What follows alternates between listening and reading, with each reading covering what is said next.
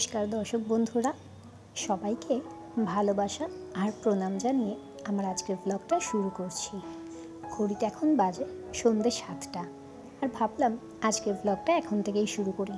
প্রত্যেক দিন তো সকালবেলা ব্লগ শুরু করি, আজকে ভাবলাম বিকালবেলা আমি কীভাবে কাজকর্ম করি সেটা তোমাদের সাথে শেয়ার করব। গতকাল আমাদের এখানে জল চলে এসেছে প্রায় 15 দিন পর, আর ওই জন্য আজকে ভাবলাম আগে ছেলে জামা কাপড়গুলোকে ভিজিয়ে রেখে দিই। আগামীকাল শনিবার, আর সকালবেলা ছেলের স্কুলও থাকবে না, তাই সকালবেলা উঠে তাড়াহুড়ো করে কাজ না করলেও একটু চলে যাবে। যদিও বা হাজব্যান্ডের অফিস রয়েছে, তাই এই যে ছেলে এখন পাশে দাঁড়িয়ে রয়েছে, আমি ওর সাথেই এখন বসে বসে জামা কাপড়গুলোকে ভিজিয়ে নিচ্ছি। শীতকালে যতই হোক না কেন জামা কাপড়ে একটু তেল ছিটে ময়লা হয়েই যায়। আপনি যতই তেল এড়াতে চান না কেন, দেখবেন এত পরিমাণ ধুলো ময়লা হয়ে যায়। যত জামা কাপড় যেন শীতকালটায় বেশি নোংরা হয়। গরমকালেও হয়, যেন গরমকালে সকালের জামা বিকালবেলা পরা যায় না, একটা ঘামের গন্ধ হয়েই যায়। যাই হোক গে, এদিকে সব জামা কাপড়গুলো কাচবো বলে রাত্রেবেলা একটু ভালো করে গরম জল করে নিয়েছি। আর গরম জল করে নিয়ে তারপরে ভাবলাম জামা কাপড়গুলোকে ভিজিয়ে রেখে দিই। জানি আমার হাতের অবস্থা খুবই খারাপ, কিন্তু তবু এই কাজগুলো করতেই হবে। এখানে আমার জামা কাপড়, ছেলের জামা কাপড়গুলো আমি নিজেই কেচে নিই, আর হাজব্যান্ড ওর অফিসের জামা কাপড় রয়েছে, তারপরে নিচে শাশুড়ির যা যে জিনিসপত্র থাকে, আমাদের ওপরের চাদর, নিচের চাদর, ওইগুলো সব ওয়াশিং মেশিনে কাচা হয়ে যায়। ওগুলো রবিবার দিন কেচে নেবে, আর আমি আজকে এইগুলোকে ভিজিয়ে রেখে দিচ্ছি। আগামীকাল সকালবেলা উঠে তাড়াতাড়ি করে কেচে নেব। সারা রাত ধরে না ভিজিয়ে রেখে দিলে খুব সুবিধা হয়। আর সত্যি কথা বলতে আমাদের না রাখার জায়গার না একদমই অভাব নেই।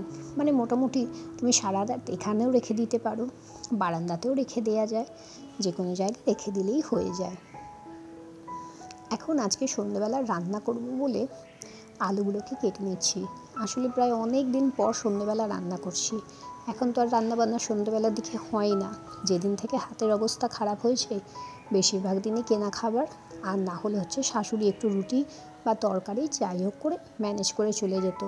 কিন্তু আজকে ভাবলাম যে না, হাতের অবস্থা একটু ঠিক হচ্ছে, ওষুধগুলো খাওয়ার পরে দেখলাম অনেকটা ব্যথাটা কম হয়েছে, তাই ভাবলাম রান্নাটা করেই নিই।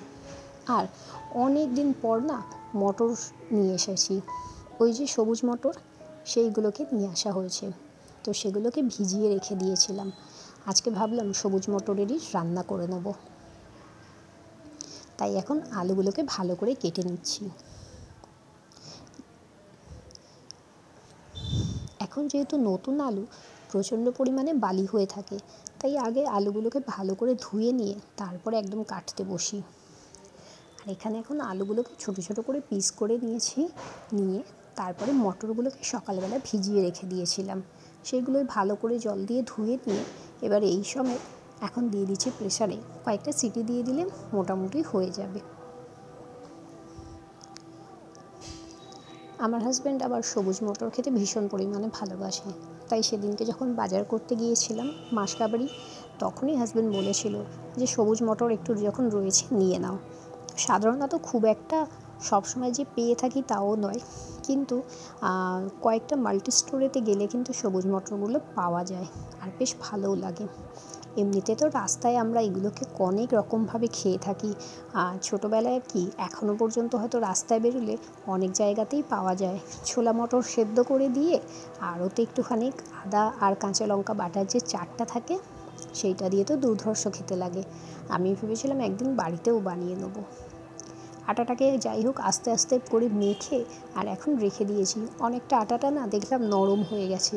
যাই হোক, যখন রুটি বানাবো তখন একটুখানি গুঁড়ো আটা মিশিয়ে নেবো, মিশিয়ে নিয়ে তারপরে রান্নাটা করে নেব। আর এদিকে এখন ভাবলাম তোমাদের সাথে রান্নাটাই শেয়ার করে নিই, কারণ প্রত্যেকদিন কিছু না কিছু কাজ তো আমি তোমাদের সাথে ভিডিওতে দেখাচ্ছি। আর আজকে একটু না মন দিয়ে রান্না করতে ইচ্ছা করলো, কেন জানি না অনেক দিন পর মনে হচ্ছে যেন সন্ধ্যেবেলা রান্নাঘরে ঢুকলাম। আসলে সত্যিকারে হাতের জন্য তো সন্ধ্যেবেলা রান্নাঘরে ঢোকাই হতো না, শুধুমাত্র ছেলের ওই সন্ধ্যেবেলার জল খাবার, দুধ গরম আর আমি একটুখানি চা করতাম, ব্যাস সেইটাই। আদা, জিরে আর এখানে টমেটো খুব ভালো করে মিক্সিতে পেস্ট করে নিয়েছিলাম, নিয়ে আর রান্না করে নিচ্ছি। প্রথমে একবার ভেবেছিলাম পেঁয়াজ আর রসুন বাটা দেবো। তারপরে ভাবলাম পেঁয়াজ রসুন বাটা দিতে গেলে আবার সেই আমিষ নিরামিষের একটা ঠেকাঠেকি থাকবেই, তাই আদা জিরে বাটা দিয়েই করে নিলাম আজকে তরকারিটা। আমি যদিও বা এইসবগুলো মানি, কিন্তু আমার শ্বশুরবাড়িতে এইসবে মানানোর কোনো চলই নেই। মানে ওনারা হচ্ছে পেঁয়াজ হাত হোক বা রসুন হাত হোক সবই জিনিস ধরে নেয়, সব কিছুই করে দেয়। ওই যে আমাদের ঠেকাঠেকি ব্যাপারটা একদমই কিন্তু ওদের বাড়িতে নেই। যাই হোক, যেখানে যেরকমটা সেখানে সেরকমভাবে একটু মানিয়ে নিলে অতটা অসুবিধা হয় না। কারণ আমি নিজের ঘরেতে নিজের মতন করে রান্না করি, আর শাশুড়ির কাছে যখন রান্না করি তখন শাশুড়ি যেরকম রান্না করে সেই রকমভাবেই করে দিই। কারণ উনি ওনার মতোটা যখন পছন্দ করে, ওনাকে ওনার মতনটা করেই একটু আধটু রান্না করে দিয়ে আসতে হয়। আর ওনার কাছে ওসব কোনো ব্যাপার নেই, যে ঠেকাঠেকি বা ছোঁয়াছুঁয়ি ব্যাপারটা যেটা থাকে আমাদের, সেটা একদমই থাকে না। যাই হোক গে, এদিকে এখন রান্নাটা করব বলে না, পুরো মানে ওপর নিচে একদম শাশুড়িদেরকেও দিয়ে আসবো আর আমাদের জন্যও করে রাখবো। তো তরকারিটা এখন বেশি হয়ে গেছে আর জায়গাটা হয়ে গেছে কম। একবার ভেবেছিলাম কড়াইটাতে বার করে নিই, তারপরে দেখলাম যে না, যাকে এইটাতে একটু আস্তে করে ম্যানেজ করে নিলে হয়ে যাবে। আবার না হলে এইটাকে ধুয়ে কড়াই বার করো, সেই কড়াইটাকেও পরে ধো, এত কিছু চাপ না, আর যেন ভালো লাগে না। মনে হয় এক এক সময় যে রান্না মনে হয় একটু তাড়াতাড়ি করে নিলেও ভালো লাগে।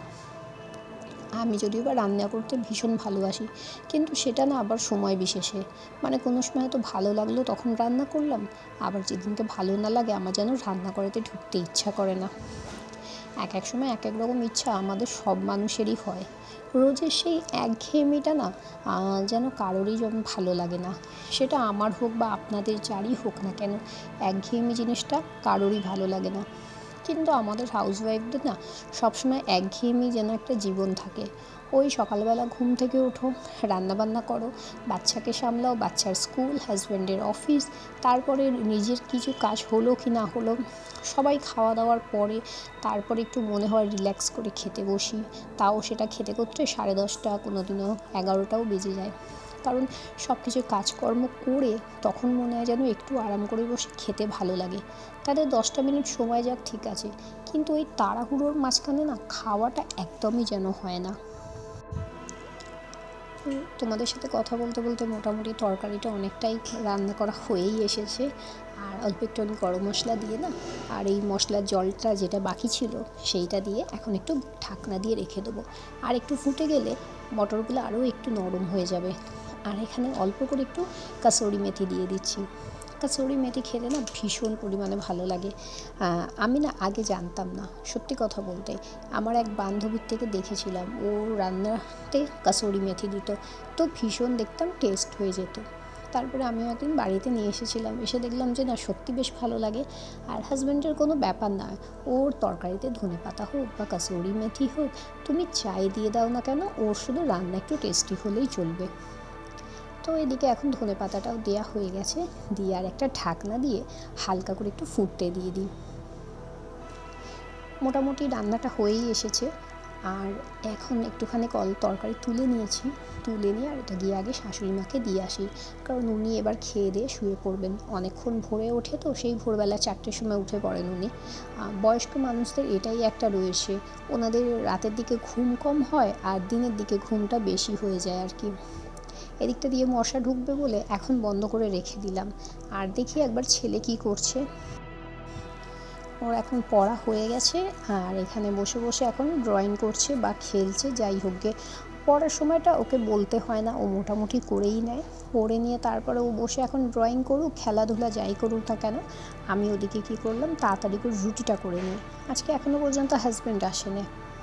এদিকে এখন আগে একটু দই জমিয়ে রাখছি, কারণ গরমকাল পড়েই যাচ্ছে, আমাদের তো দইটা বিশাল পরিমাণে লাগে। মানে সকাল হোক বা বিকাল হোক, দইটা আমাদের সব সময়তেই চাই। আর আগামীকাল যেহেতু শনিবার, আর শনিবার দিন নিরামিষ রান্না একটু হয়, একটু পাতে দই থাকলে না ভীষণ পরিমাণে খেতে ভালো লাগে। তাই একটু ঝটপট করে দইটা যদি জমিয়ে রাখা যায় বেশ ভালো হয়। তো এখন ওই জন্য আমি দইটাকে ঝট করে জমিয়ে রেখে দিচ্ছি।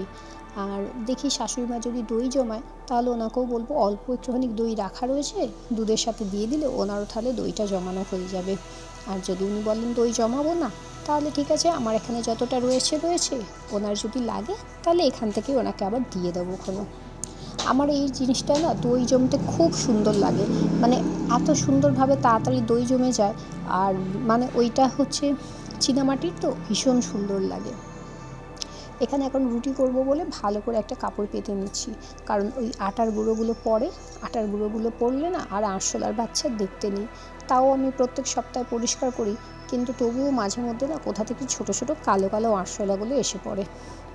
আর রুটি রাখার জন্য একটা আমি রুমাল রেখেছি, সেইটার মধ্যে রুটিগুলোকে রেখে দিই, নাহলে রুটি বড্ড ভিজে ওঠে আর শেষের রুটিটা কেউ খেতে চায় না, না আমি খেতে চাই না আমার হাজব্যান্ড খেতে চায়। তো যার জন্য একটা রুমাল রেখে দিলে রুটিটা ভেজে না। আর আগে ভাবতাম টিস্যু পেপার রাখবো, কিন্তু সত্যি কথা বলতে মধ্যবিত্ত বাড়িতে না টিস্যু পেপারটা আমাদের কাছে একটা লাক্সুরিয়াস লাগবেই, তাই যার জন্য একটা রুমাল কিনে রেখে দিয়েছি। প্রত্যেক দিন রাত্রেবেলা ওটাতে করে রুটি রাখি, আর সকালবেলা উঠে ভালো করে ওটাকে ধুয়ে দিই, তাহলে আমার অনেক দিন চলে। তারপরে আবার একটা চেঞ্জ করে নিলেই হয়ে যাবে। কয়েকটা মাত্র রুটি বানাবো শুধুমাত্র রাত্রেবেলার জন্য। কালকে সকালবেলা শনিবার, আমি জানি যে কালকে সকালবেলা রুটি কেউ খাবে না, না হাজব্যান্ড খেতে চাইবে আর না ছেলে খেতে চাইবে। সেই জন্য আমি অল্প করেই আজ রাতের জন্য রুটিটা বানিয়ে রাখছি। একটা দুটো থাকলে সেটা তবুও চা দিয়ে খাওয়া হয়ে যাবে, কিন্তু বেশি রুটি থাকলে না সেটা আবার ফেলে দিতে হয়। এবার রুটিগুলোকে করে নিচ্ছি, আর রুটিগুলো করা হয়ে গেলে তারপরে ছেলেটাকে খাওয়াবো, কারণ রাত হয়ে যাচ্ছে, প্রায় 9টা বাজতে যায়। হাজব্যান্ড ফোন করেছিল মাঝখানেতে একবার, ফোন করে জানালো যে ও এইসবে অফিস থেকে বেরিয়েছে, আসতে একটু সময় লাগবে। কয়েকটা জিনিস হাতে করে নিয়ে আসতে বলেছি অফিস থেকে আসার সময়, তাই হয়তো আরও আধ ঘন্টার মতো দেরি হতে পারে। যাই হোক, ও যখন আসবে ওকে একটু চাটা করে দেবো, আর তৎক্ষণাৎ আমি রুটিগুলো করে নিয়ে না ছেলেটাকে আগে খাওয়াতে বসিয়ে দিই, কারণ ওর খেতে করতে অনেকটা সময় লেগে যায়। আর অতক্ষণ ধরে বসেও টুকটুক করে খায়, তো আমার নিজেরও এক এক সময় বিরক্ত লেগে যায়, হয়তো এক এক সময় বকেও দিই বা একটু মেরেও দিই, কিন্তু ও কোনো দিনই দেখি না যে একটু তাড়াতাড়ি খায় বলে। ওই কার্টুন দেখতে বসে খাবে, আর খেতে খেতে ওর হচ্ছে কার্টুনের পর কার্টুন শেষ হয়ে যায়, কিন্তু ওর মুখের খাবারটা শেষ হয় না। তাই যার জন্য ওকে একটু আগে থেকে দিয়ে দিলে ও বসে ওই 1 ঘন্টা 1.5 ঘন্টা ধরে টুকটুক করে বসে খেতে শুরু করে। তো মোটামুটি আমার না এদিকে রুটিগুলো হয়েই এসেছে, আর এক পাশে চাটাও বসিয়ে দিয়েছি, কারণ চাটা গরম করে করতে তৎক্ষণাৎ হাজব্যান্ড চলে আসবে। আর এদিকে এখন আমার দেওরও এসে গেছে, তাই আর কোনো চিন্তা নেই, ও এখন দেওরের কাছেই রয়েছে নিচেতে। শাশুড়ি মা আছেন, দেওর আছেন, সবাই আছে, ও একটু খেলাধুলো করে নিক, আর আমি এদিকে ঝটপট করে রান্নাটা করে নিই। তরকারিও হয়ে গেছে, রুটিটাও হয়ে গেল, ব্যাস আর কোনো চিন্তা নেই। এবার এই রাত্রেবেলা গ্যাসটা এখন মুছে রাখবো, আর যা যা বাসন থাকবে সেগুলো একটু মেজে রেখে দেবো। ওই যে বললাম হাতের ব্যথাটা এখন কম রয়েছে, যার জন্য এইসব কাজগুলোকে করে রেখে দিচ্ছি। তো যাই হোক, আজকের মতো ভিডিও আমি এখানেই শেষ করলাম। তোমরা প্লিজ আমাকে একটু সাপোর্ট করো, আমার ভিডিও যদি ভালো লাগে তাহলে অবশ্যই লাইক করো, কমেন্ট করো, আর চ্যানেলটাকে সাবস্ক্রাইব করে দিও। আর অবশ্যই আমাকে কমেন্ট করে জানিও যে আমার যদি ভিডিওতে কোনো ভুল বা ত্রুটি থাকে, তাহলে অবশ্যই আমি সেটাকে চেষ্টা করব রেকটিফাই করার জন্য। তো চলো, আজকের মতো ভিডিও আমি এখানেই শেষ করি, আবার দেখা হচ্ছে নতুন আরও একটা ভিডিওতে। টাটা, বাই বাই, ভালো থাকবে সবাই, দেখা হবে নেক্সট ভিডিওতে।